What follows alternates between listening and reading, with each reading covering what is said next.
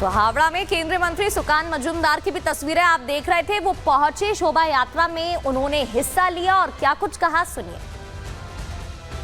ममता बनर्जी हर तरीके से हिंदुओं को जताने की कोशिश कर रही है कि हिंदू दूसरे दर्जे के नागरिक हैं, इसीलिए हिंदू हर त्योहार में आपको कोर्ट जाना पड़ रहा है। और सबसे बड़ी बात है, पश्चिम बंगाल में हिंदू 70% है। इसके बावजूद अगर हावड़ा में इतनी पुलिस बल और पूरे स्टेट में इतने पुलिस बल की तैनाती करनी पड़ी रामनवमी पीसफुल करने के लिए, तो मुझे लगता है दाल में कुछ काला है, कुछ तो गड़बड़ है। पूरे पश्चिम बंगाल को इस विषय में सोचना चाहिए। तो बंगाल में रामनवमी राजनीति हथियार बन गया है। वो इसलिए क्योंकि प्रदेश सरकार ने शोभा यात्रा की अनुमति नहीं दी थी, जिसके बाद बीजेपी नेताओं में नाराजगी और हिंदुओं में भी नाराजगी देखने को मिली। हाई कोर्ट ने शर्तों के साथ शोभा यात्रा निकालने की इजाजत दी। राम और वाम से दीदी को क्यों परेशानी है, ये सवाल खड़ा हुआ। रामनवमी पर हर साल बंगाल में तनाव का माहौल देखने को ही मिलता है। पिछले दिनों की ही बात करें तब भी इसी तरीके से रिहर्सल रैली निकाली गई थी, जहां कट्टरपंथियों ने रैली पर पथराव कर दिया था, पत्थरबाजी हुई थी और तब भी हिंसा हुई। और उपद्रव के बाद इसी तरीके की यानी कि तनावपूर्ण माहौल वहां पर देखने को मिला था। शोभा यात्रा के दौरान डेढ़ करोड़ हिंदुओं के जुटने का दावा किया गया था कि यहां पर सभी हिंदू एक साथ एकत्रित होंगे। संवेदनशील इलाकों में ड्रोन से निगरानी रखी गई, जिससे कि कोई परेशानी ना हो, क्योंकि जब शोभा यात्रा निकाली जाएगी तो बड़ी संख्या में हिंदू इस दौरान मौजूद रहेंगे। ऐसे में वहां पर कोई परेशानी ना हो। आपको बताते हैं, हजारीबाग में पुलिस ने शोभा यात्रा को रोक दिया। बड़ी खबर आपको बता रहे हैं, पुलिस के यात्रा रोकने पर स्थानीय लोग भड़क उठे।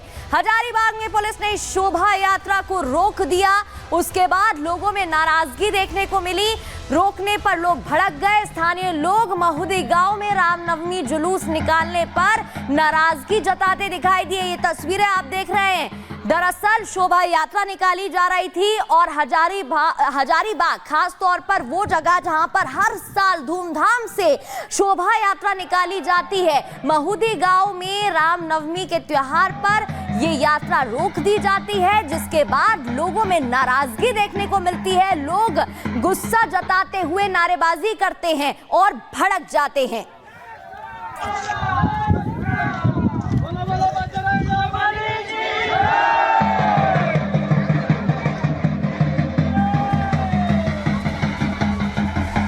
और हमारे सहयोगी कोमल हमारे साथ जुड़ गई हैं। कोमल, हजारीबाग की बात करें तो शोभा यात्रा कड़ी सुरक्षा के बीच निकाली जा रही थी, लेकिन उसके बाद रोक लगाई गई। अब वहां पर कैसा माहौल? बिल्कुल, देखिए हजारीबाग से आपको तस्वीरें दिखा रहे हैं। पुलिस की तरफ से यहाँ पे फ्लैग मार्च निकाला जा रहा है, क्योंकि अगर हम बात करें तो मंगला जुलूस के दौरान पत्थरबाजी की घटना हुई थी, शिवरात्रि के दौरान पत्थरबाजी की घटना हुई थी। ऐसे में माहौल जो है, रामनवमी का जुलूस शांतिपूर्वक निकले, इसे लेकर के प्रशासन अलर्ट है। यहाँ के स्थानीय एसपी हमारे साथ है। लेकिन सर, सवाल एक ये भी है कि बड़का गाँव के महुदी में प्रशासन की तरफ से जो है जुलूस नहीं निकालने दिया जाता है। हिंदू संगठनों में नाराजगी है इसे लेकर के काफ़ी ज़्यादा। देखिए, वो ये बहुत पुरानी कहानी है और बहुत पुराने समय से चला आ रहा है। उस पर फिर कोर्ट के द्वारा ही निर्णय लिया जा सकता है कि क्या करना है। और अभी सर, चूंकि आप लोग फ्लैग मार्च निकाल रहे हैं, अगर हम बात करें तो थोड़ा सेंसिटिव जोन भी हजारीबाग आ जाता है। हमेशा पथराव की तस्वीरें देखने को मिलती है।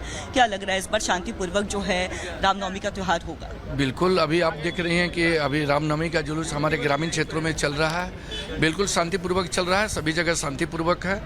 और शहरी क्षेत्रों में जो 10वीं का रामनवमी होता है वो भी शांतिपूर्वक रहेगा, मुझे विश्वास है। कितनी बड़ी चुनौती सर, चूंकि यहाँ पे जो तस्वीरें आती है थोड़ा विचलित करने वाली है, तो प्रशासन के लिए भी कितनी बड़ी चुनौती हो जाती है कि शांति के साथ जो है यहाँ पे रामनवमी का त्यौहार है या दूसरा अन्य त्यौहार वो हो जाए? नहीं, हमेशा शांतिपूर्वक ही होता है। उसको बहुत बड़ा तरीके से दिखा के ही उसको ये किया जाता है, ऐसा नहीं है। यहाँ की जनता काफ़ी सुसज्जित है और वो आपस में प्रेम से रहना चाहती है। कहीं कोई दिक्कत नहीं है। बिल्कुल स्थानीय बिल्कुल कोमल, आप बातचीत जारी रखिएगा। तो देखिए, वहां पर नाराजगी लोगों में दिखाई दे रही है। हालांकि प्रशासन की तरफ से कहा गया है कि पुख्ता इंतजाम किए गए हैं और कोई परेशानी ना हो, इस वजह से रोक लगा दी जाती है। बहुत बहुत शुक्रिया कोमल तमाम जानकारी देने के लिए। आगे बढ़ते हुए आपको बताते हैं कि झारखंड में प्रतिबंध जब लगाया गया तो वहां पर क्या शर्तें रखी गई। दरअसल झारखंड सरकार ने कई प्रतिबंध लगाए।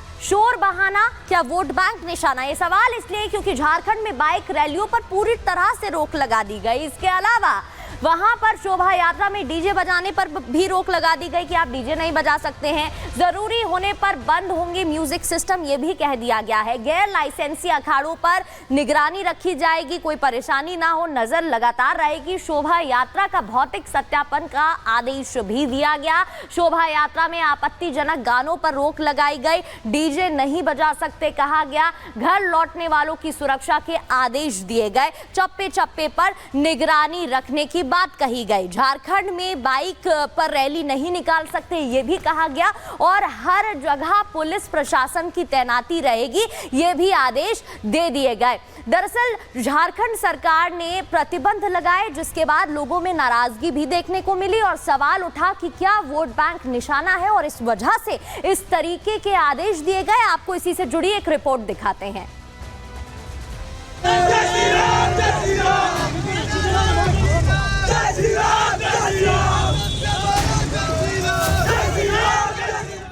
आज पूरे देश में रामनवमी का पर्व धूमधाम से मनाया जा रहा है।